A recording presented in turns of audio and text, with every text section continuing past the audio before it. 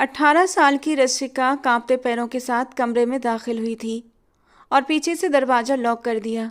सामने ही बिस्तर पर 29 साल का युवान ठाकुर, हवेली का हाकिम, सिगरेट पी रहा था।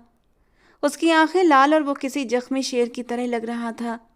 मेज पर वो तलाक का नोटिस पड़ा था, जिसने पूरे परिवार में युवान का तमाशा बना दिया था कि वो नामर्द है। अपनी नई नवेली कम उम्र पत्नी को संतुष्ट नहीं कर सका। उसके अंदर इतनी मर्दानगी ही नहीं। युवान धीरे से उठता है, सिगरेट एस्ट्रे में मसलता है और रशिका की तरफ बढ़ता है। तो मैडम को लगता है कि मैं नामर्द हूँ। वो रशिका को बाजू से पकड़कर दीवार से लगा देता है और रशिका की सिसकियाँ थम जाती हैं। आज मैं बताऊंगा मर्दानगी क्या होती है और बिस्तर पर पत्नी को खुश कैसे किया जाता है कि उसकी जबान पर फिर कभी ये शब्द भूल कर भी ना आए। ये कहते हुए उसने अपनी शर्ट के बटन खोले थे।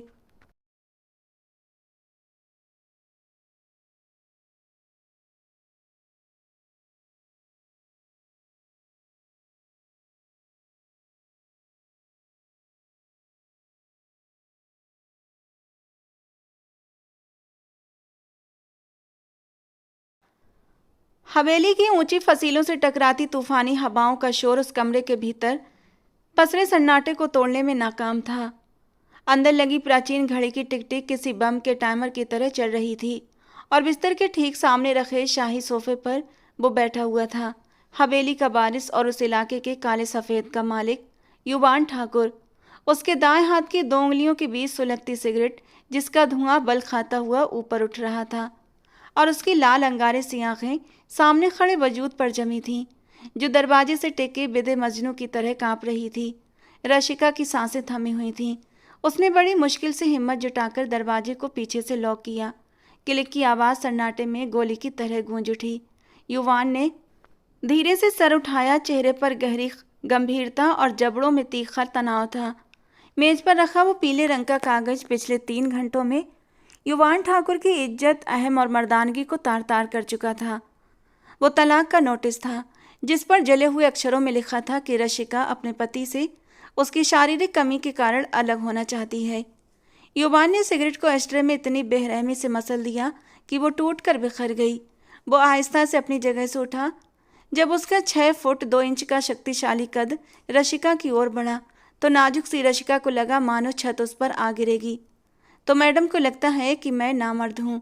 उसकी आवाज़ इतनी धीमी और ठंडी थी कि रशिका की रीढ़ की हड्डी में सिहरन दौड़ गई। वो पीछे हटना चाहती थी, मगर पीछे बंद दरवाजा था। युवान ठाकुर ने एक ही झटके में उसका बाजू दबोच लिया और उसे दीवार से लगा दिया।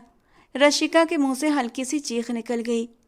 तुमने भरी पंचायत में मेरे परिवार के सामने, मेरे दुश्मनों के सामने मेरी मर्दानगी को ललकारा है रशिका। तुमने मेरी खामोशी को मेरी कमजोरी समझ लिया। मैंने तुम्हारे साथ भलाई करनी चाहिए। तुम्हारी कम उम्र, तुम्हारी नाजुकी को ख्याल में रखते हुए तुमसे एक दूरी बनाकर रखी, और तुमने इस बात का फ़ायदा उठाया, मुझे ही बदनाम करके रख दिया। वो उसके चेहरे के इतना करीब था कि रशिका को उसकी गर्म सांसें अपने चेहरे पर महसूस हो रही थीं, जिनमें तंबाकू की बू रची बसी हुई थी। मैं रशिका के गले से आवाज़ नहीं निकल रही थी। उसके आंसू तेजी से बह रहे थे। आज मैं तुम्हें बताऊंगा कि युवान ठाकुर क्या चीज़ है। आज इस कमरे से सिर्फ दो ही चीज़ें बाहर जाएंगी, या तो तुम्हारी लाश या फिर तुम्हारी ये गलतफहमी। युवान का लहजा दरिंदों जैसा था। उसने रशिका का दुपट्टा अपनी मुट्ठी में जकड़ लिया था।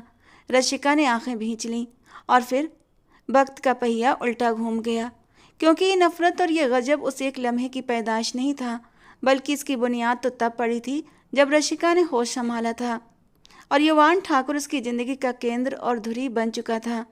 6 महीने पहले ठाकुर हवेली का अपना ही एक कानून था और उस कानून का नाम था युवान ठाकुर।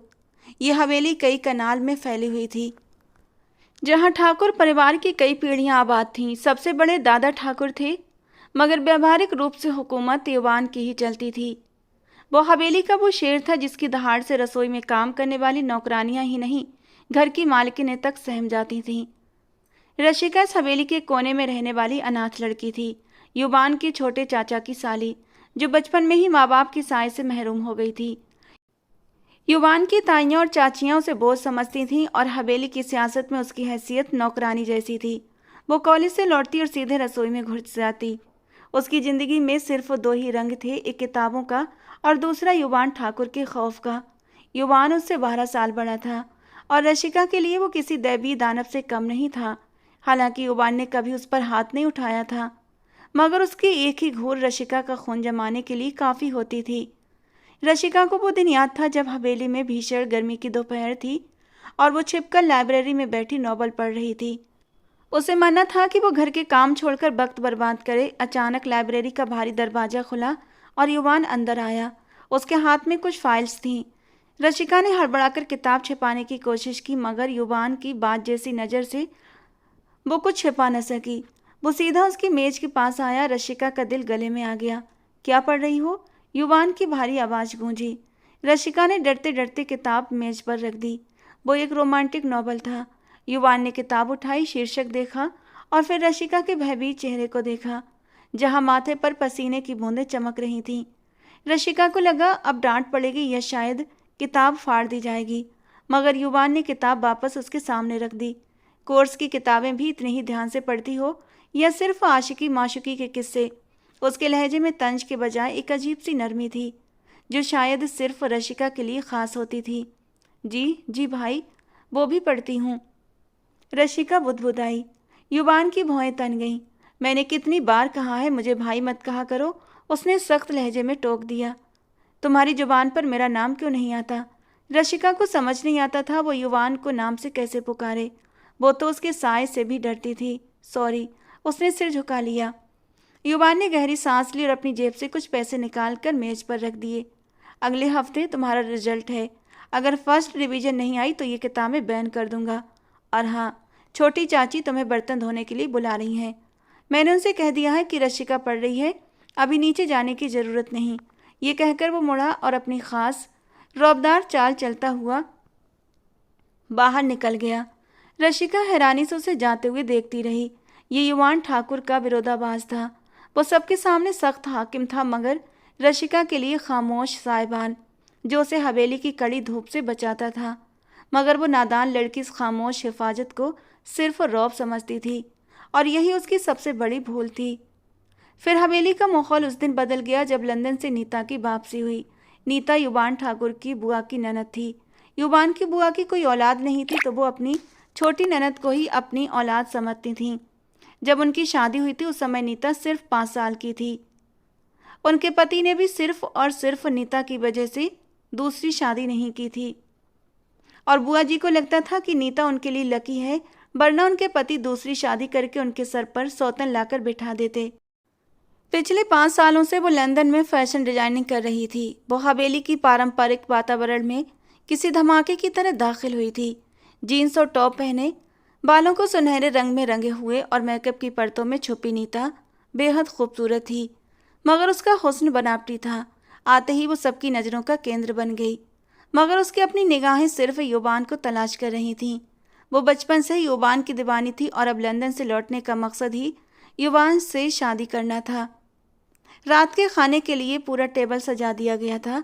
सब लोग मौजूद थे। नीता जानबूझकर युवान के पास वाली कुर्सी पर बैठी। युवान, तुम तो बिल्कुल बदल गए हो यार, और कितने हैंडसम हो गए हो। बिल्कुल ग्रीक गॉड लग रहे हो। उसने बेझिझक युवान के बाजू पर हाथ रख दिया। रशिका, जो सबको रोटियां देने में व्यस्त थी, ये दृश्य देखकर ठिठक गई। युवान ने नापसंदगी से अपने बाजू को ऐसे झटका जैसे वहां कोई गंदगी लग गई हो। नीता, यह हवेली है, लंदन का नाइट क्लब नहीं। यहाँ तमीज से बात की जाती है और मर्दों के जिस्म पर हाथ नहीं लगाया जाता। युवान का लहजा इतना सपाट और तीखा था कि पूरे टेबल पर सन्नाटा छा गया। नीता का चेहरा फक पड़ गया, मगर वो ढिठाई से मुस्कुरा दी। ओ कम ऑन युवान, तुम अभी तक वही पुराने जमाने की जागीरदार हो। थोड़ा चिल किया करो। दुनिया चांद पर पहुंच गई और तुम अभी तक हवेली की चारदीवारी में कैद हो। युवान ने उसकी बात का जवाब देना भी गवारा नहीं किया और इशारे से रशिका से पानी मांगा। रशिका ने कांपते हाथों से जग बढ़ाया तो नीता ने नफरत भरी नज़रों से रशिका की सादे से सलवार कमीज और बिना मेकअप के चेहरे को देखा। उससे पहली ही नज़र में इस लड़की से सख्त चिढ़ हो गई थी, क्योंकि युवान की निगाहें बार बार उसी सादी सी लड़की के आसपास घूम रही थीं। नीता ने देखा कि युवान ने पानी का गिलास लेते हुए रशिका की उंगलियों को हल्का सा छुआ था। ये स्पर्श संयोगवश था या जानबूझकर, ये तो सिर्फ युवान जानता था। मगर रशिका का चेहरा अनार की तरह लाल हो गया था और नीता के सीने में ईर्ष्या की आग भड़क उठी थी। हवेली में घुसर पुसर शुरू हो चुकी थी। बुआ जी ने दादा ठाकुर, युवान की माँ मोनिका जी के कान भरने शुरू कर दिए थे कि युवान और नीता की जोड़ी सबसे बेहतर रहेगी। मेरा भतीजा भी लाखों में एक है और नीता लंदन से लौटी है। दोनों मिलकर बिजनेस संभालेंगे। दोनों पढ़े लिखे हैं। परिवार का पैसा परिवार में ही रहेगा। बुआ जी ने माहौल बना दिया था। और फिर वो शाम आ गई जब इस बात का ऐलान होना था। शाम की चाय पर सब बड़े लॉन्च में थे। रशिका हमेशा की तरह एक कोने में खड़ी पर्दे के पीछे छिपी ये सब देख रही थी। उसे अजीब सी बेचैनी हो रही थी, जैसे उसका कोई कीमती खिलौना उसे छीना जाने वाला हो। हालांकि उसे खुद भी नहीं पता था कि वो युवान को क्या समझती है। युवान पुत्र, दादा ठाकुर ने हुक्के का कच लेते हुए बात शुरू की। तुम्हारी बुआ जी चाहती हैं कि तुम और नीता एक हो जाओ, और हमने भी सोचा है कि ये रिश्ता ठीक ठाक है। तुम अब 29 साल के हो गए हो। हवेली को बारिश चाहिए और नीता से बेहतर कौन हो सकता है। कमरे में खामोशी छा गई। नीता शर्माने की अदाकारी करते हुए दुपट्टा संवारने लगी। युवान ने चाय का कप मेज पर रखा और बड़े बड़े इत्मीनान से सब लोगों के चेहरे को देखा। उसकी नज़र आखिर में कोने में खड़ी रशिका पर जाकर ठहर गई, जिसका आधा चेहरा दिख रहा था और आंखों में डर साफ झलक रहा था। मुझे ये रिश्ता मंजूर नहीं। युवान ने मानो वहां पर बम फोड़ दिया। बुआ जी उछलकर सीधी हो गई। क्या मतलब? मेरी ननद में आखिर क्या कमी है? शहजादी है वो, लंदन से डिग्री लेकर आई है, और तुम जानते हो इस रिश्ते के लिए तुम्हारे फूफा जी का कितना मन है। मैं उन्हें क्या जवाब दूंगी कि उनकी बहन को ठुकरा दिया गया, जिसे वो अपनी बेटी से कम नहीं मानते। युवान ने ठंडेपन से कहा, बुआ जी, शहजादी होगी आपके लिए, मेरे लिए वो सिर्फ रिलेटिव है। मुझे ऐसी मॉडर्न और आज़ाद ख्याल बीबी नहीं चाहिए जो हवेली के उसूलों को कैद समझे और जिसे अपने ड्रेस से ज़्यादा दूसरों की नज़रों की फिक्र हो। तो फिर तुम्हें कैसी बीबी चाहिए? दादा ठाकुर ने गुस्से से पूछा। क्या पूरी जिंदगी ऐसे ही कुंवारे रहोगे? कौन सी हूर उतरेगी तुम्हारे लिए? युवान अपनी जगह से खड़ा हुआ। उसने अपनी शॉल कंधे पर सही की और पूरे भरोसे से रशिका की तरफ उंगली का इशारा किया। अगर इस हवेली में युवान ठाकुर की दुल्हन कोई बनेगी तो वो ये लड़की होगी, रशिका। ये कोई जुमला नहीं था, एक जलजला था जिसने हवेली की बुनियादें हिलाकर रख दी। रशिका के हाथ से कांच का गिलास छूटकर जमीन पर गिरा था और चकनाचूर हो गया। सबकी नजरें एक साथ ही रशिका पर उठी थीं, जो डर और हैरानी से पत्थर बनी खड़ी थी। नीता ने मानो कोई भूत देख लिया हो। ये 2 टके की अनाथ लड़की। युवान, तुम्हारा दिमाग तो खराब नहीं हो गया? इसके पास है क्या? न शक्ल, न अकल, न स्टेटस। ये तो हमारी नौकरानी बनने के काबिल है, और तुम इसे ठकुराइन बनाना चाहते हो। तुम मुझे ठुकराकर इस नौकरानी को चुन रहे हो। नीता चीखी थी। उसकी आवाज़ में साफ साफ तौहीन थी रशिका के लिए। युवान ने एक कदम आगे बढ़ाया और उसकी आंखों में ऐसा कहर था कि नीता की जुबान तालू से चिपक गई। जबान संभाल कर नीता, वो इस वक्त भी हवेली की इज्जत है और अब होने वाली ठकुराइन है। उसके खिलाफ एक शब्द भी मैं अपनी तौहीन समझता हूँ। फिर वो दादाजी की तरफ मुड़ा। मेरा फैसला अटल है दादा ठाकुर। मैंने उसे पाला है और मैं जानता हूँ उसकी परवरिश कैसी है। मुझे अपने लिए एक जीवन साथी चाहिए, बिजनेस पार्टनर नहीं। विवाह होगा तो रशिका से बढ़ना ये हवेली बारिश को तरसती रहेगी। ये कहकर वो वहाँ से निकल गया, पीछे एक तूफान छोड़कर। अगले 2 दिन हवेली में जंग का समा रहा। बुआ ने भूख हड़ताल कर दी। उन्हें डर था अगर उनके पति को ये रिश्ते के ठुकरा जाने की खबर मिली तो कहीं उन्हें इस उम्र में तलाक न हो जाए। नीता ने अपने कमरे की हर चीज तोड़ डाली। युवान की माँ मोनिका जी रोती रहीं, मगर युवान ठाकुर टस से मस न हुआ। वो पत्थर हो चुका था। आखिरकार दादा ठाकुर को हार माननी ही पड़ी, क्योंकि वो ये बात बहुत अच्छी तरह से जानते थे कि युवान ठाकुर की ना को हाँ में बदलना नामुमकिन है। रशिका की हालत काबिल रहम थी। उससे समझ नहीं आ रहा था कि वो खुश हो या फिर रोए। वो युवान से डरती थी, मगर कहीं ना कहीं उसके दिल के किसी कोने में युवान के लिए एक नरम सा एहसास भी था। मगर नीता की बातें उसके कानों में जहर घोल रही थीं। मौका पाकर नीता ने रशिका को अकेले में घेर लिया। तुम बहुत खुश हो रही होगी ना रशिका, कि तुमने हवेली के बारिश को फंसा लिया। मगर याद रखना, मर्द की पसंद बदलते देर नहीं लगती। वो तुमसे शादी मोहब्बत में नहीं कर रहा, बल्कि सिर्फ मुझे नीचा दिखाने के लिए कर रहा है। वो सिर्फ एक मोहरा तुम सिर्फ एक मोहरा हो, एक कुर्बानी का बकरा। नीता के शब्द रशिका के कच्चे जहन पर हथौड़े की तरह बरस रहे थे। वो पहले ही डरी हुई थी, अब और से मट गई। शादी की रात रशिका को लाल जोड़े में तैयार किया गया। वो किसी गुड़िया की तरह लग रही थी, मगर उसकी आंखों में वीरानी थी। सब उसे ऐसे सजा रही थी जैसे कुर्बानी के जानवर को सजाया जाता है। उसे जबरदस्ती लॉन में लाया गया, जहां पंडित जी मौजूद थे। युवान ठाकुर सफ़ेद कुर्ता पायजामा, काले वेस्ट कोट में सिर पर पगड़ी बांधे किसी रियासत का शहजादा लग रहा था। उसके चेहरे पर जीत का सुकून था, जैसे उसने वो हासिल कर लिया हो जिसकी तमन्ना उसने बरसों से की थी। नीता एक कोने में खड़ी जलती हुई नज़रों से ये सब कुछ देख रही थी, लेकिन उसकी आंखों में इंतकाम की आग थी। शादी होते ही मुबारकबाद का शोर मच गया, मगर नीता वहां से पैर पटकती हुई चली गई। युवान अपनी जगह से उठा और सीधे रशिका के पास आया। उसने रशिका के सिर पर नरमी से हाथ रखा। आज से तुम सिर्फ रशिका नहीं, युवान ठाकुर की इज्जत हो, और मेरी इज्जत पर गंदी नज़र डालने वाले को मैं दुनिया से मिटा देता हूँ। ये अल्फाज रशिका के लिए तसल्ली भी थे और चेतावनी भी, मगर उसके भीतर का डर ख़त्म नहीं हुआ था। शादी के फौरन बाद रशिका को युवान के कमरे में भेज दिया गया। वही कमरा जो हवेली का सबसे बड़ा और आलीशान बेडरूम था, जिसे आज दुल्हन की तरह फूलों से सजाया गया था। गुलाब और मोगरे की खुशबू पूरे कमरे में बसी हुई थी, मगर रशिका को उस खुशबू में भी दम घुटता महसूस हो रहा था। वो बिस्तर के बीचों बीच सिमटी हुई बैठी हुई थी। घूंघट उसके चेहरे पर था और उसके हाथ बर्फ की तरह ठंडे थे। बाहर बारिश शुरू हो चुकी थी, बिल्कुल आज की रात की तरह। बादल गरज रहे थे और रशिका का दिल धड़क रहा था। अचानक दरवाजे का हैंडल घूमा और रशिका की सांसें गले में अटक गईं। दरवाजा खुला और युवान भीतर दाखिल हुआ। उसके कदमों की आहट कालीन पर उभरी। उसने पलटकर दरवाजा बंद किया और कुंडी लगा दी। क्लिक की आवाज़ ने रशिका की धड़कन को बेतरतीब कर दिया। कमरे में पूरी तरह खामोशी छाई हुई थी। बाहर बारिश का शोर और युवान की भारी सांसों की आवाज़ थी। वो आहिस्ता आहिस्ता चलता हुआ बिस्तर के करीब आया और रशिका के सामने खड़ा हो गया।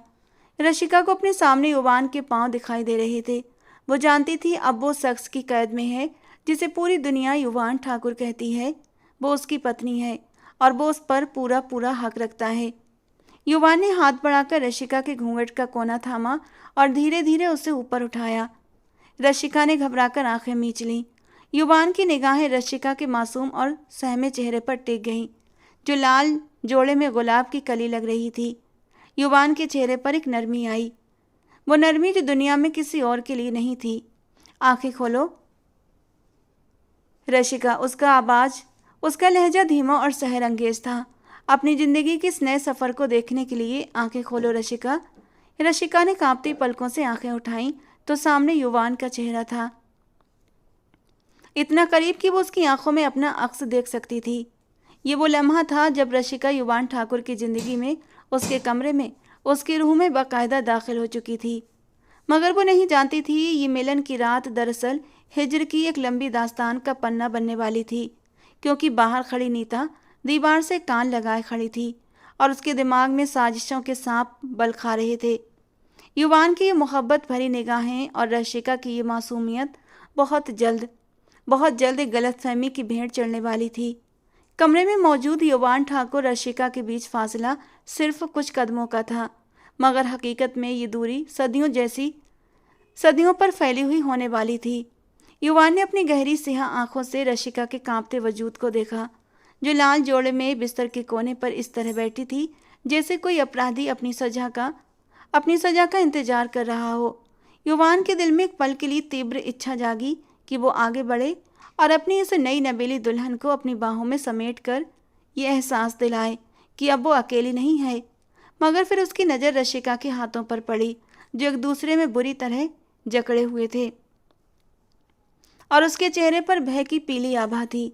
युवान ठाकुर कोई दरिंदा नहीं था।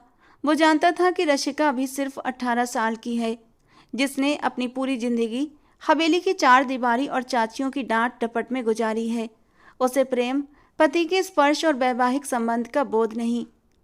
अगर आज रात वो रशिका के करीब जाने की कोशिश करता तो शायद हमेशा के लिए उससे दूर हो जाती वो। युवान ने गहरी सांस ली, अपने बढ़ते कदम रोक लिए। जितनी मोहब्बत वो रशिका से करता था उतनी ही मोहब्बत वो रशिका से अपने लिए चाहता था, और ये मोहब्बत धीरे धीरे नरमी से ही उसके दिल में उतारनी थी।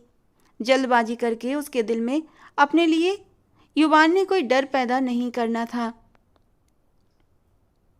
उसने नरमी से कहा, रशिका रिलैक्स हो जाओ। रशिका ने चौंक कर नजरें उठाईं। युवान बिस्तर की ओर आने की बजाय सोफे की तरफ मुड़ गया। उसने वहां से एक तकिया उठाया और अपनी शेरवानी के बटन खोलने लगा। मैं जानता हूं तुम थकी हुई हो और आज की रात के हवाले से तुम अभी बहुत छोटी हो। युवान ठाकुर की आवाज में एक अजीब सा सुकून था। मैं नहीं चाहता कि तुम पर किसी भी तरह का दबाव हो। जब तक तुम खुद को तैयार महसूस नहीं करोगी, मैं तुम्हारी इजाज़त के बिना तुम्हारे करीब नहीं आऊँगा। ये कहकर वो सोफे पर लेट गए और बाहें आंखों पर रख लीं। रशिका हैरानी और सदमे की मिलीजुली हालत में उसे देखती रह गई। उसे हवेली की औरतों ने, खास तौर पर मोनिका जी ने कान में यही फूंका था कि मर्द पहली रात ही औरत को अपना गुलाम बना लेता है, मगर ये तो उसे पूरी आज़ादी दे रहा था। रशिका को तो खुश होना चाहिए था, मगर उसके कच्चे मन में एक अजीब सा सवाल उठने लगा। क्या वो खूबसूरत नहीं है कि युवान ठाकुर उसकी ओर आकर्षित हो, या फिर युवान ठाकुर की नज़र में उसकी कोई अहमियत नहीं। बाहर बारिश थम चुकी थी, मगर रशिका की आंखों से नींद कोसों दूर थी। वो सारी रात करवटें बदलती रही और सामने सोफे पर सोए युवान ठाकुर को देखती रही, जो कि बेखबर सो रहा था। सुबह हुई तो युवान ठाकुर रशिका के जागने से पहले ही जॉगिंग के लिए जा चुका था। ये उनकी शादीशुदा जिंदगी का पहला दिन था और यही दिन उनके आने वाले महीनों का रूटीन तय करने वाला था। वक्त पर लगाकर उड़ रहा था, जैसे किसी ने रफ्तार का गियर लगा दिया हो। दिन हफ्तों में और हफ्ते महीनों में बदलने लगे। हवेली में ऊपर ऊपर सब ठीक था, मगर अंदर ही अंदर बहुत कुछ पक रहा था। युवान अपने बिजनेस की व्यस्तताओं में और रशिका को स्पेस देने के चक्कर में खुद को घर से ज़्यादा ऑफिस में रखने लगा। वो रात को देर से घर वापस आता और रशिका के सोने के बाद कमरे में दाखिल होता और सुबह रशिका के उठने से पहले चला जाता। उन दोनों के बीच बातचीत ना के बराबर थी। रशिका, जो पहले ही युवान ठाकुर से डरती थी, अब उसकी खामोशी को उसकी बेजारी समझने लगी थी। दूसरी तरफ हवेली की दूसरी औरतें बाज की तरह नजरें जमाए बैठी थीं, खासतौर पर बुआ जी और नीता ने नोट कर लिया था कि युवान ठाकुर और रशिका के बीच वो केमिस्ट्री बिल्कुल नहीं जो एक नए शादीशुदा जोड़े में होनी चाहिए। उसने नौकरानियों के जरिए ये भी जासूसी करवाई और जब उसे ये खबर मिली कि युवान ठाकुर अब भी सोफे पर सोता है और रशिका के बिस्तर की चादरों पर कोई शिकन नहीं होती, तो उसके चेहरे पर एक शैतानी मुस्कान फैल गई। तो ये बात है, नीता ने शीशे में अपना अक्स देखते हुए खुद से कहा। युवान ठाकुर, तुमने मुझे ठुकराकर इस कच्ची कली को चुना था ना। अब देखो मैं इस कली के हाथों तुम्हारी अना को कैसे कुचलती हूँ। नीता ने अपना जाल बुनना शुरू कर दिया। वो जानती थी कि रशिका एक खाली स्लेट की तरह है, जिस पर जो चाहो लिख दो वो मान लेगी। एक दोपहर जब सारी औरतें अपने अपने कमरों में आराम कर रही थीं, रशिका अकेली लॉन में बैठी उदासी से फूलों को देख रही थी। उसे युवान ठाकुर की याद आ रही थी, मगर वो उसके रवैये से नाखुश भी थी। तभी नीता वहां पर आ पहुंची। उसके हाथ में जूस के 2 गिलास थे। अरे रशिका, तुम यहाँ अकेली क्यों बैठी हो? नीता ने बेहद हमदर्दी से पूछा और एक गिलास उसकी ओर बढ़ा दिया। रशिका झिझकी, मगर ले लिया। बस यूं ही दीदी, दिल घबरा रहा था, रशिका ने मासूमियत से जवाब दिया। नीता उसके पास बैठ गई, गहरी आह भरी और उसके कंधे पर हाथ रख दिया। मैं समझ सकती हूँ रशिका, नई नवेली दुल्हन और पति का ऐसा रवैया कोई भी लड़की बर्दाश्त नहीं कर सकती। रशिका चौंकी। आप क्या कह रही हैं? नीता ने अदाकारी दिखाते हुए उदासी से सिर हिलाया। देखो रशिका, तुम मेरी छोटी बहनों जैसी हो। मुझसे तुम्हारा ये बुझा हुआ चेहरा नहीं देखा जाता। पूरा परिवार बातें कर रहा है कि शादी को 3 महीने हो गए, मगर युवान ठाकुर अब तक तुम्हें पत्नी का दर्जा नहीं दे पाया। रशिका का रंग उड़ गया। वो बस काम में व्यस्त रहते हैं। उसने युवान ठाकुर का बचाव करने की नाकाम कोशिश की। नीता ने एक तंज भरी हंसी हंसी। काम? अरे पगली, मर्द चाहे जितना भी व्यस्त हो अपनी नई नवेली बीबी के लिए वक्त निकाल ही लेता है। मगर मसला व्यस्तता नहीं है, मसला तो कुछ और है। नीता ने राजदाराना अंदाज में सरगोशी की। मसला युवान ठाकुर के शरीर में है। रशिका का दिल जोर से धड़क उठा। क्या मतलब? नीता ने इधर उधर देखा जैसे कोई सुन ना रहा हो और फिर जहर उगलना शुरू किया। रशिका, तुम्हें लगता है कि युवान ठाकुर ने मुझे क्यों रिजेक्ट किया था? क्योंकि वो जानता था कि मैं लंदन में पढ़ी लिखी लड़की हूँ। मैं उसकी हकीकत जान जाऊंगी। उसे तुम जैसी सीधी सादी लड़की चाहिए थी जो उसकी कमी पर पर्दा डाल सके। रशिका को लगा जैसे उसके कानों में किसी ने पिघला हुआ शीशा उंडेल दिया हो। कौन सी कमी? उसने कांपती आवाज में पूछा। नीता ने उसकी आंखों में आंखें डालकर झूठ बोला। युवान ठाकुर मेडिकल तौर पर अनफिट है। वो नामर्द है रशिका, इसीलिए वो तुम्हारे करीब नहीं आता। इसीलिए वो रातों को देर से आता है ताकि तुम्हारा सामना न करना पड़े। लंदन में सबको ये बात पता थी, तभी वहाँ की लड़कियों ने उसे भाव नहीं दिया और यहाँ उसने तुमसे शादी करके अपनी इज्जत बचा ली। मगर तुम्हारी जवानी, तुम्हारी जिंदगी तो बर्बाद हो गई ना।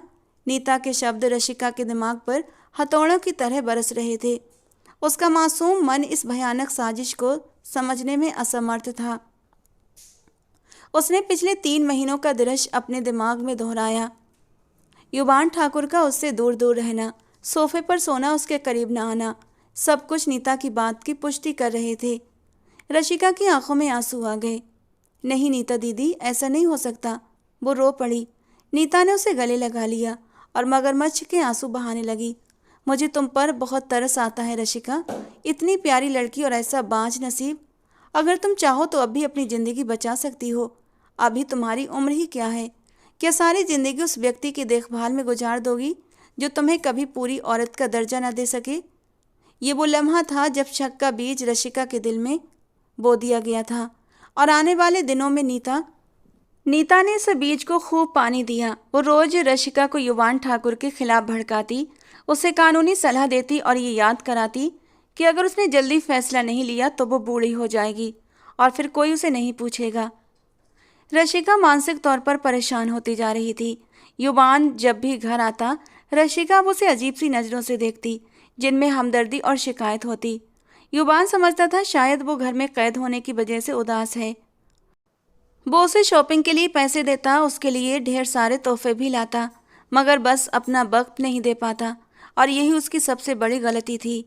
आखिरकार वो अभिशप्त दिन भी आ पहुंचा जब रशिका पूरी तरह नीता के नियंत्रण में आ चुकी थी। नीता उसे चुपके से एक महिला वकील के पास ले गई। वो वकील भी नीता की मिली भगत से थी।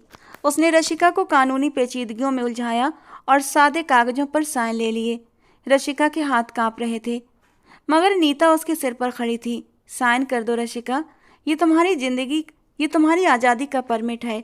रशिका ने बंद आंखों से दस्तखत कर दिए। उसे पता ही नहीं था उसने अपनी बर्बादी के परमिट पर दस्तखत किए हैं। इस तलाक के नोटिस में कारण लिखा गया था पति की शारीरिक कमजोरी और वैवाहिक अधिकारों का पालन न करना, जो किसी भी मर्द, खास तौर पर युवान ठाकुर जैसे जमींदार के लिए मौत से बदतर गाली थी। हफ्ते की वो सुबह हवेली के लिए कयामत साबित हुई। नाश्ते की मेज पर सब मौजूद थे। दादा ठाकुर, मोनिका जी, बुआ जी, नीता और युवान ठाकुर भी। युवान ठाकुर अखबार पढ़ रहा था और चाय पी रहा था। रशिका अपने कमरे में थी। उसमें इतनी हिम्मत नहीं थी कि वो युवान का सामना कर सके। तभी बाहर गेट से नौकर एक पीले रंग का बड़ा सा लिफाफा लेकर आया। बड़े सरकार, कचहरी से कोई कागज आया है, युवान ठाकुर साहब के नाम का। नौकर ने लिफाफा दादा ठाकुर को पकड़ा दिया। युवान ने अखबार से नज़र हटाकर सवालिया नज़रों से देखा। मेरे नाम? मैंने तो कोई केस फाइल नहीं किया। दादा ठाकुर ने चश्मा ठीक किया और लिफाफा खोल दिया। जैसे जैसे वो पढ़ते गए उनके बूढ़े हाथों में कपकपी बढ़ती गई। चेहरे का रंग मिट्टी जैसा हो गया और आखिर में वो कागज उनके हाथ से छूट कर मेज पर गिर गया। ये क्या है? उनकी आवाज़ में बेयकीनी थी। बुआ ने झपट कर वो कागज उठाया और पढ़ते ही एक जोरदार कहकहा लगाया, ऐसा जहरीला कहकहा कि परिंदे भी उड़ गए। अरे वाह भाई साहब, देख लिया आपने अपने लाडले का कारनामा। मैं न कहती थी ये रिश्ता गलत है। लो पढ़ लो, आज उसकी अपनी पत्नी ने क्या कर दिखाया। बुआ जी ने वो कागज हवा में लहराया और सबको सुनाकर पढ़ा।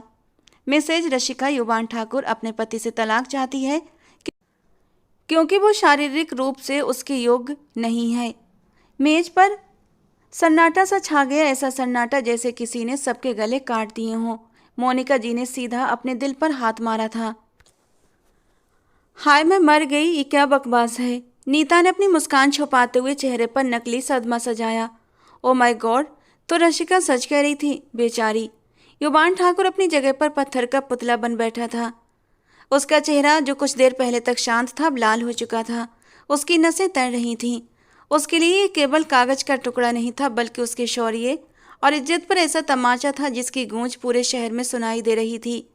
उसने धीरे से हाथ बढ़ाकर वो कागज बुआ के हाथ से लिया। उसकी आंखों में वो वीरानी थी जो तूफान से पहले आती है। उसने एक शब्द नहीं कहा, कोई सफाई नहीं दी, बस वो कागज मुट्ठी में दबा लिया और कुर्सी को पीछे धकेलते हुए खड़ा हो गया। उसके अंदर का शेर जाग चुका था, जख्मी शेर। युवान, ये सब झूठ है ना? मोनिका जी रोते हुए उसके पीछे लपकी थीं, मगर युवान ने हाथ के इशारे से उन्हें रोका। वो तेज कदमों से सीढ़ियों की तरफ बढ़ा। उसके कदमों की धमक से जमीन तक हिल रही थी। दादा ठाकुर ने उसे पुकारा, मगर आज उसे कोई रोक नहीं सकता था। नीता ने बुआ जी को आंख मारी और दोनों के चेहरों पर एक कमीनगी भरी खुशी फैल गई कि आज युवान ठाकुर का घमंड मिट्टी में मिल गया। युवान सीढ़ियां फांदता हुआ ऊपर की ओर जा रहा था और उसके दिमाग में सिर्फ एक ही वाक्य गूंज रहा था, शारीरिक कमजोरी। उसने रशिका को इज्जत दी, उसने रशिका को वक्त दिया, उसने अपनी इच्छाओं का गला घोंट दिया ताकि वो कम से लड़की डर ना जाए, और बदले में उसने उसे पूरे समाज के सामने नामर्द बना दिया। गुस्से की एक लहर उसके खून में दौड़ गई। वो कॉरिडोर से गुजरता हुआ अपने कमरे के दरवाजे पर पहुंचा। अंदर रशिका दरवाजे से कान लगाकर बाहर की आवाज़ें सुनने की कोशिश कर रही थी कि अचानक दरवाज़ा धड़ाम से खुला। युवान तूफान की तरह अंदर दाखिल हुआ। उसके हाथ में वो मुड़ा तुड़ा कागज था।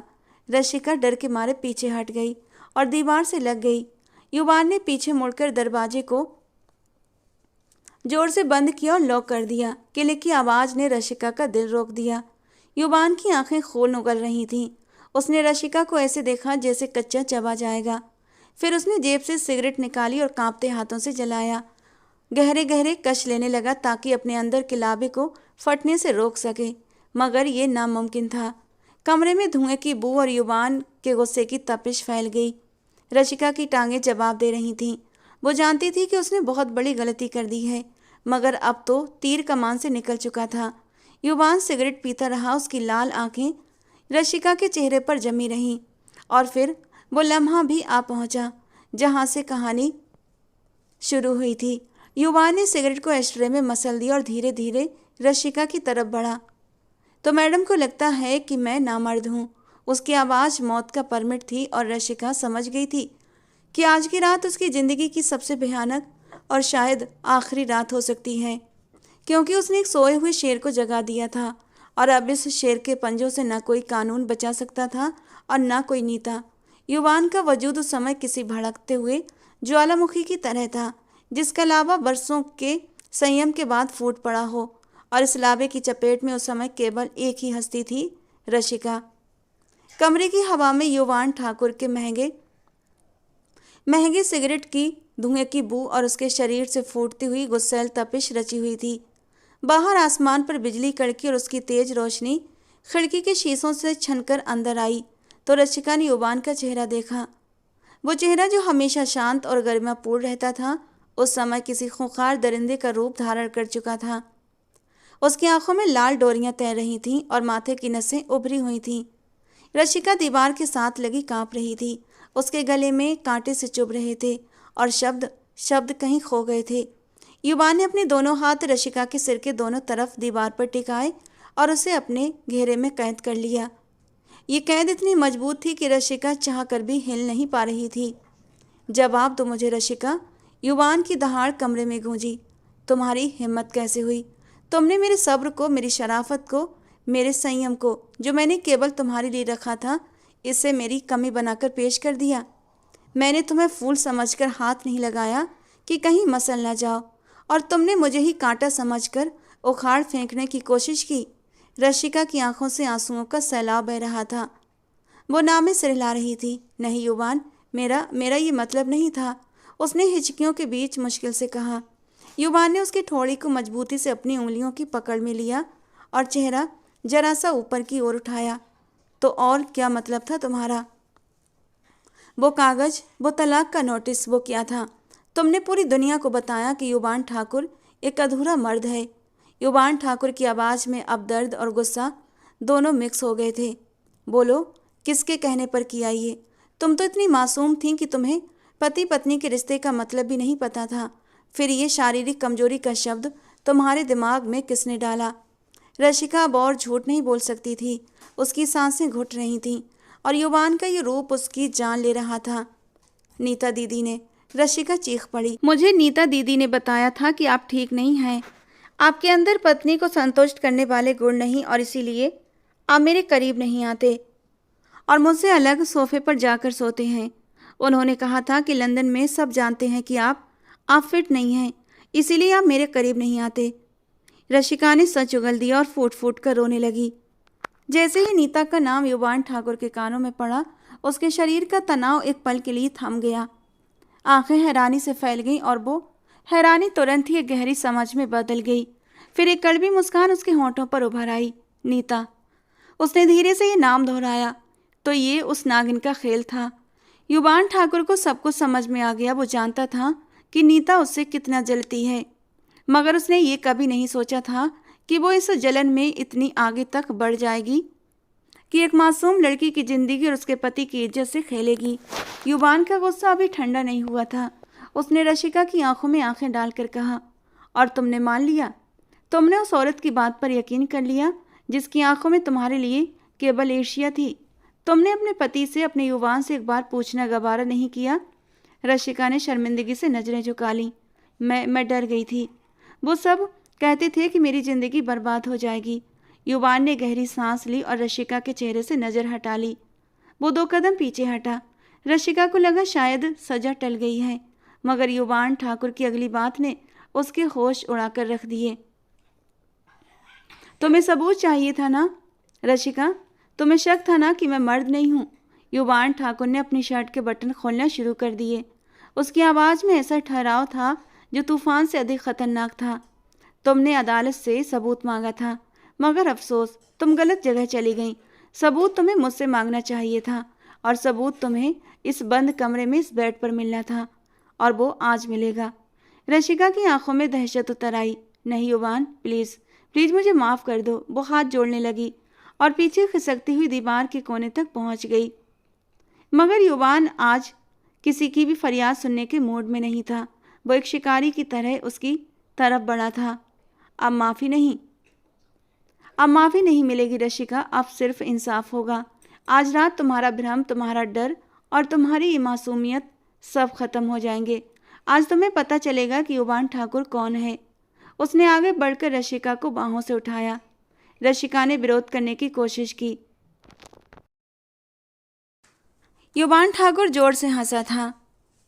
इस हवेली की दीवारें बहुत ऊंची हैं और बाहर तूफान का शोर है।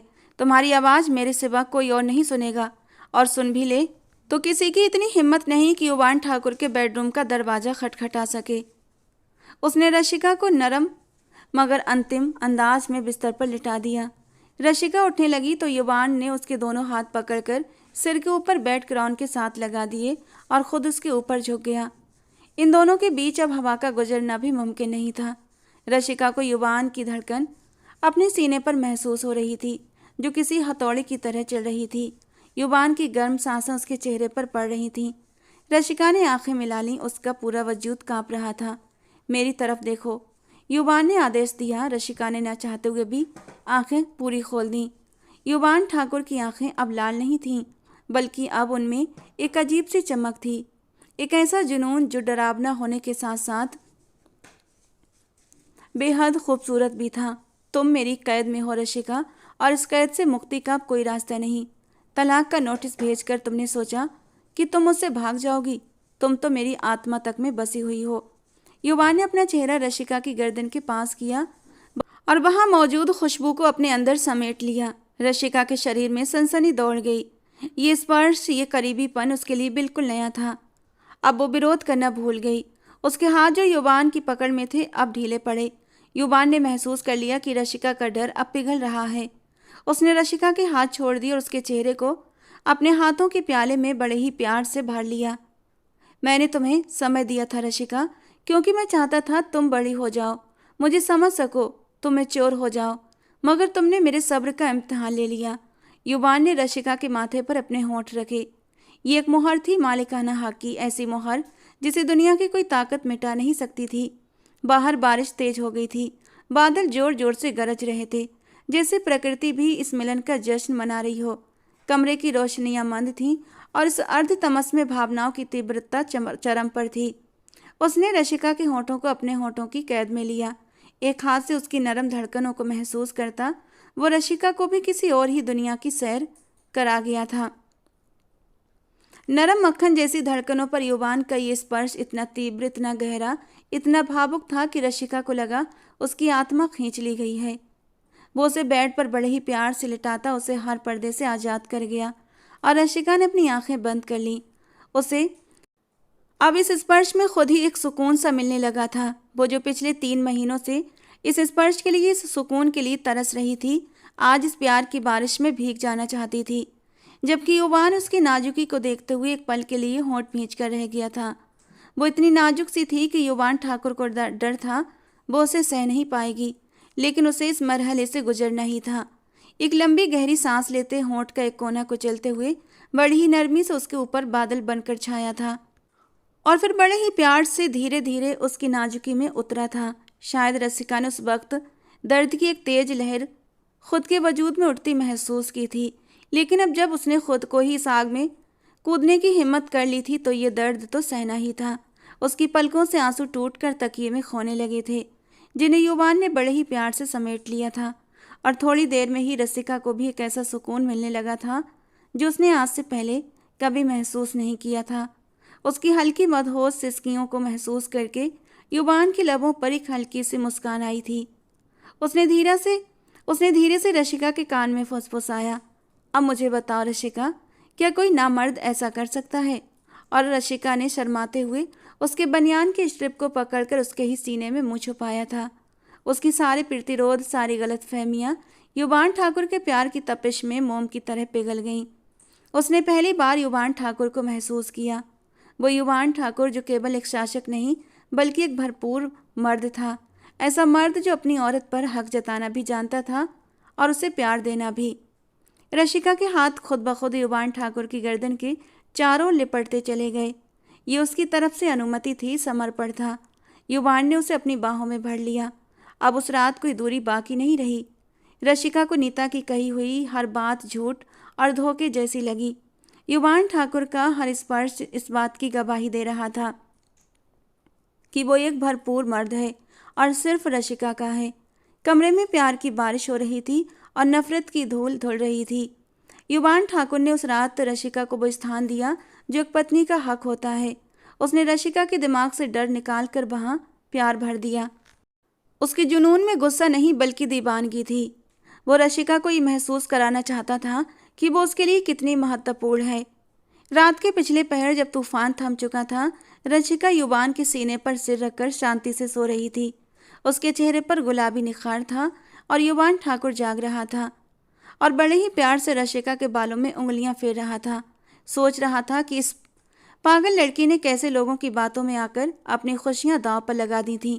मगर अब नहीं, अब युवान ठाकुर जाग चुका था और वो अपनी खुशियों की सुरक्षा करना जानता था।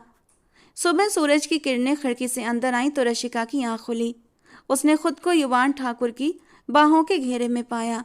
उसे रात का ख्याल आया तो शर्म से उसका चेहरा लाल हो गया।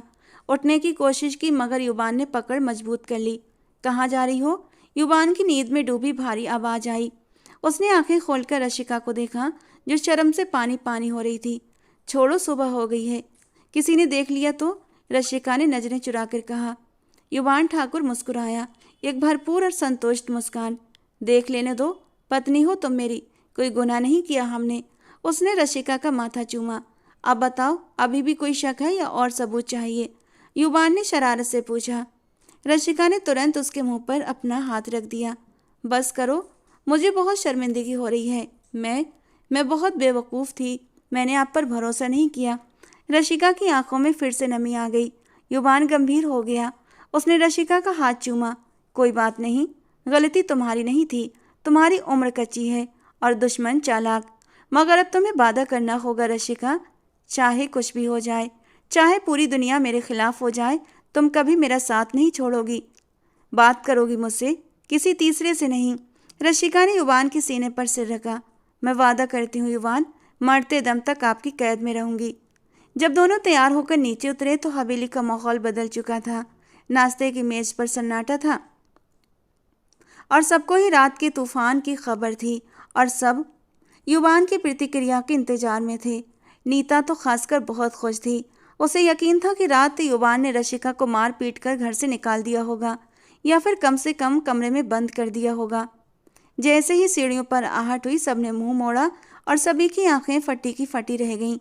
युवान ठाकुर सीढ़ियां उतर रहा था और उसके साथ रसिका थी। रसिका ने लाल रंग का सूट पहना हुआ था और उसके चेहरे पर अद्भुत चमक थी। वो किसी रानी की तरह युवान के साथ चल रही थी। युवान का हाथ रशिका की कमर पर था, जो इस बात का साफ ऐलान था कि सब कुछ ठीक है, बल्कि पहले से भी मजबूत। नीता के हाथ से चाय का कप छलक उठा। ये कैसे हो सकता है? युवान ठाकुर मेज पर आया और रशिका के लिए कुर्सी खींची। बैठो डियर वाइफ, उसने ऊंची आवाज में कहा ताकि सब सुन सकें। मोनिका जी की जान में जान आई। शुक्र है मेरे भगवान, सब ठीक हो गया। युवान ने अपनी कुर्सी पर बैठकर एक नज़र नीता पर डाली, जो पीली पड़ चुकी थी। बुआ जी, युवान ने सख्त लहजे में पुकारा। नीता को समझा दें कि दूसरों के घरों में झांकने की बजाय अपने गिरेबान में झांके। मेरा और मेरी बीबी का मामला अदालत तक पहुंचाने की कोशिश की गई है, मगर याद रखो, अदालत भी सबूत मांगती है और मेरा सबूत। उसने रशिका की ओर देखकर मुस्कुराया। मेरी बीबी के चेहरे की खुशी है। रशिका एकदम से शर्मा गई और नीता जल भुनकर कबाब हो गई। उसका वार उल्टा पड़ चुका था। वो वहां से उठकर चली गई। समय बीतता गया और रशिका और युवान ठाकुर का प्यार दिन प्रतिदिन मजबूत होता गया। नीता ने कई बार कोशिश की कि उनके बीच दरार डाले, मगर अब रशिका वो डरी सहमी लड़की नहीं रही थी। वो जानती थी कि उसे युवान का विश्वास कैसे जीतना है। कुछ महीनों के बाद हवेली में फिर एक जश्न का माहौल था। नाश्ते की मेज पर सब मौजूद थे। नीता भी वहां थी, जो अब तक अपनी हार का शोक मना रही थी और अभी भी उम्मीद लगाए बैठी थी कि शायद युवान रशिका से बेजार हो जाए। अचानक रशिका को खाने की महक से मिचली सी हुई तो उसने तुरंत मुंह पर हाथ रखा और तेजी से वॉशरूम की ओर भागी थी। युवान घबराकर उसके पीछे गया। रशिका, क्या हुआ? मोनिका और बाकी औरतें भी पीछे गईं। डॉक्टर को तुरंत बुलाया गया। युवान चिंता में कमरे में चक्कर काट रहा था, जबकि लेडी डॉक्टर अंदर रशिका को चेक कर रही थी। कुछ देर के बाद दरवाज़ा खुला और डॉक्टर मुस्कुराती हुई बाहर आई। मुबारक हो, डॉक्टर ने खुशखबरी सुनाई, आप बाप बनने वाले हैं। ये सुनते ही युवान ठाकुर के चेहरे पर ऐसी खुशी फैल गई जो बयां से बाहर थी। उसने भगवान का धन्यवाद किया। मोनिका जी ने श्रद्धापूर्वक भगवान जी के चरणों में अपना सर रख दिया। दादा ठाकुर ने खुशी में हवाई फायरिंग का आदेश दे दिया। युवान ठाकुर कमरे में गया जहां रशिका बेड पर लेटी हुई थी। उसका चेहरा कमजोरी के बावजूद भी दमक रहा था। युवान उसके पास बैठा और उसके हाथों को चूम लिया। धन्यवाद रशिका, तुमने मेरी जिंदगी पूरी कर दी। तुमने मुझे वो खुशी दी जिसकी मैंने कभी कल्पना की थी। रशिका की आंखों में खुशी के आंसू थे। ये सब आपकी मोहब्बत है युवान। दूसरी ओर लाउंज में खड़ी नीता ये खबर सुनकर दीवार से टिक गई। ये उसकी अंतिम हार थी। वो युवान को नामर्द साबित करना चाहती थी और आज युवान ने पिता बनकर उसके मुंह पर ऐसा तमाचा मारा कि उसकी गूंज उसे सारी जिंदगी सुनाई देती रहेगी। बुआ जी ने नीता का कंधा हिलाया। चलो नीता, अब यहाँ पर हमारा कोई काम नहीं, ये बाजी हम हार चुके हैं। नीता ने हसरत भरी नज़रों से ऊपर युवान के कमरे की ओर देखा, जहाँ अब सिर्फ प्यार, भरोसा और आने वाले नए मेहमान की खुशी थी। उसने अपना बैग उठाया और सिर झुकाकर हवेली से निकल गई। ऊपर कमरे में बारिश फिर से शुरू हो चुकी थी, मगर अब ये डरावनी नहीं बल्कि सुहानी लग रही थी। युवान ने रशिका को अपनी बाहों के घेरे में लिया और खिड़की से बाहर देखा। तुम ठीक कह रही थी रशिका, उसने रशिका के कान में फुसफुसाया। तुम मेरी कैद में हो और अब ये नन्हा मेहमान भी मेरी कैद में आ रहा है। अब तुम चाहकर भी मुझसे दूर नहीं जा सकती।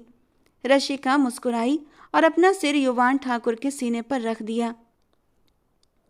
मुझे आज़ादी की कोई ज़रूरत नहीं युवान, आपकी कैद ही मेरा स्वर्ग है, और इस स्वर्ग में अब कभी कोई तलाक का नोटिस, कोई नीता या कोई गलतफहमी दाखिल नहीं हो सकती, क्योंकि इसकी बुनियाद अब विश्वास और सच्चे प्यार पर रखी गई है। हवेली के माहौल में आज एक अलग ही तरह का सुकून और खुशी का रंग बिखरा हुआ था। पिछले 9 महीनों का सफ़र किसी खूबसूरत सपने की तरह बीता था, जिसमें युवान ने अपनी रशिका को फूलों की तरह संभाला था। वो व्यक्ति जो कभी हवेली में अपनी दहाड़ और रौब के लिए मशहूर था, अब अपनी प्रेग्नेंट पत्नी की नाज नखरों में सबसे आगे रहता। समय ने पंख लगा दी और वो घड़ी आ गई जिसका पूरे ही परिवार को बड़ी ही बेसब्री से इंतजार था।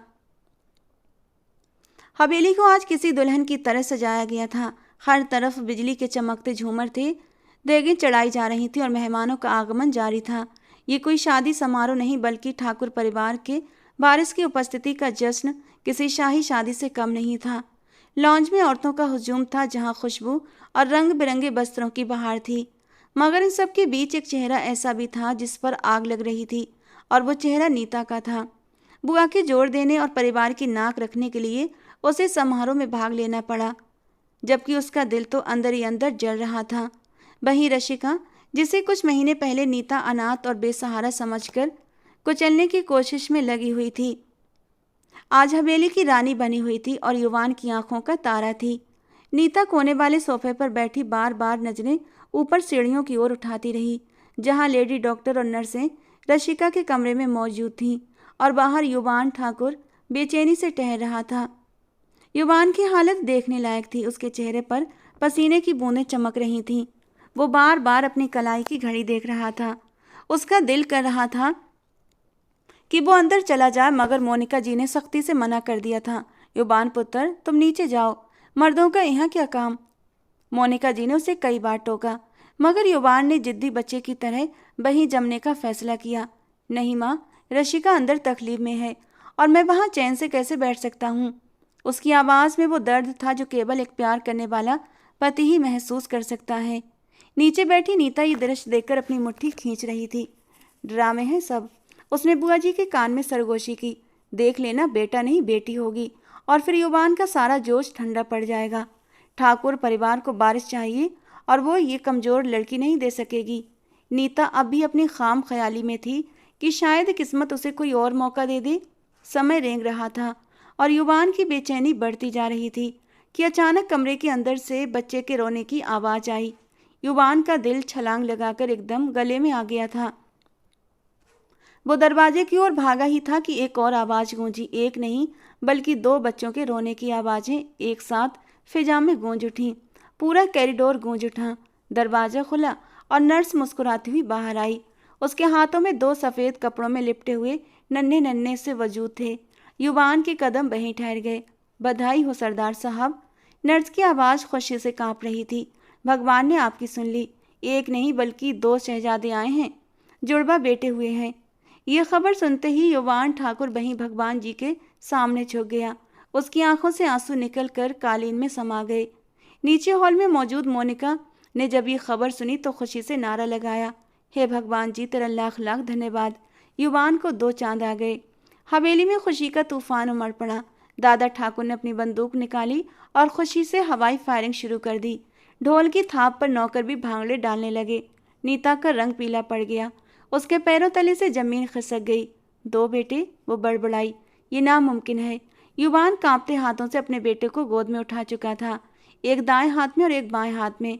वो दोनों नन्हे वजूद आंखें बंद किए मुट्ठियां भींचे रो रहे थे। युवान को लगा कि उसने पूरी कायनात को अपनी बाहों में समेट लिया है। उनके चेहरे बिल्कुल युवान जैसे थे, वही तीखे नक्श और वही माथा। युवान ने झुककर बारी बारी दोनों के माथे चूमे। उसके आंसू बच्चों के गालों पर गिरे। इस हवेली में स्वागत है मेरे शेरों, उसने भारी आवाज में कहा। तुमने आते ही अपने पापा का सिर गर्व से ऊंचा कर दिया। वो बच्चों को लेकर रशिका के पास अंदर गया। रशिका बेड पर निढाल लेटी थी। उसका रंग पीला था, मगर आंखों में ममता की ऐसी चमक थी जिसने कमरे को रोशन कर रखा था। युवान ने बच्चों को उसके बगल में लिटाया और रशिका के माथे को प्यार से छुआ। धन्यवाद रशिका, तुमने मुझे आज वो दिया है जिसकी कीमत मैं 7 पीढ़ियों तक चुका नहीं सकता। रशिका मुस्कुराई। आंखों से खुशी के आंसू बह निकले। ये आपकी अमानत है युवान, मैंने तो बस संभाले रखा। इस भावुक पल को देखकर डॉक्टर और नर्सें भी मुस्कुरा दी। कुछ देर बाद जब रशिका और बच्चों को तैयार कर दिया गया तो परिवार वालों को अंदर आने की अनुमति मिली। सबसे पहले दादा ठाकुर और मोनिका जी आए। उन्होंने बच्चों से नोट वार कर सदका दिया। फिर बुआ और नीता जी की बारी आई। नीता कदम घसीटते हुए अंदर आई। उसकी नजरें युवान पर थीं, जो रशिका के सिरहाने बैठा उसका हाथ थामे हुए था। और दूसरी तरफ दो खूबसूरत बच्चे सो रहे थे। ये एक पूर्ण परिवार था, एक ऐसी तस्वीर जिसमें नीता के लिए कोई जगह नहीं थी। युवान ने सिर उठाकर नीता को देखा। उसकी नज़र में कोई ताना नहीं था, कोई गुस्सा नहीं, बल्कि सिर्फ एक विजयी मुस्कान थी। देखो नीता, युवान ने नरमी से कहा, भगवान जिसे चाहता है इज्जत देता है। तुमने जिस व्यक्ति को अधूरा कहा था, आज भगवान ने उसे दुगनी खुशी दी है। नीता की आंखों में शर्मिंदगी के बजाय जलन थी, मगर अब वो कुछ नहीं कर सकती थी। बधाई हो, उसने मुश्किल से कहा और वहां से चली गई। उसका गर्व, उसकी खूबसूरती, उसकी साजिशें सभी इन दो नन्हे बच्चों के आगमन के साथ ही दम तोड़ चुकी थीं। हवेली में जश्न जारी था, मिठाइयाँ बांटी जा रही थीं और बाहर युवान ठाकुर के बारिशों की खबर पूरे इलाके में आग की तरह फैल चुकी थी। रात देर तक मेहमान जा चुके थे और हवेली का शोर थम गया था, तो कमरे में सिर्फ युवान, रशिका और उनके दो नन्हे शहजादे जाग रहे थे। थोड़ी देर के बाद बच्चे अब शांत होकर सो चुके थे। रशिका बेड की टेक से कमर लगाकर बैठी थी और युवान उसके पैर दबा रहा था। युवान, ये आप क्या कर रहे हैं? कोई आ जाएगा। रशिका ने पैर पीछे खींचने की कोशिश की, मगर युवान ने पकड़ मजबूत रखी। कोई नहीं आएगा, और आ भी जाए तो क्या, अपनी पत्नी की सेवा कर रहा हूँ, युवान ने मुस्कुराकर कहा। रशिका का चेहरा शर्म से गुलाबी हो गया। वैसे युवान, आपको नहीं लगता ये दोनों बिल्कुल आप पर गए हैं? गुस्सा भी आप जैसा ही होगा इनका, रशिका ने सोते हुए बच्चों की ओर देखकर कहा। युवान ने एक भौं उठाई।